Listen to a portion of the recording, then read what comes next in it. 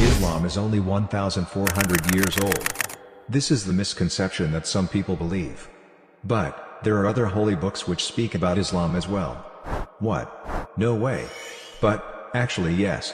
One of the holy books of Hindus known as Puranas, which is sacred and known to be written 3,000 years before Islam. If you read the Vishnu Purana, Part 3, Chapter 3, verses 5 to 8, you will find such text in Sanskrit.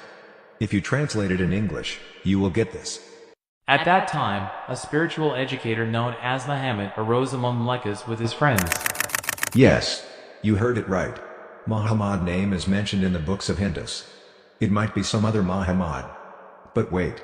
The verse continues by saying, My followers will be circumcised, without braids, with beards, who make a revolution, called to worshipping aloud, and assimilate all religions. They will eat animals without performing elaborate Hindu rituals.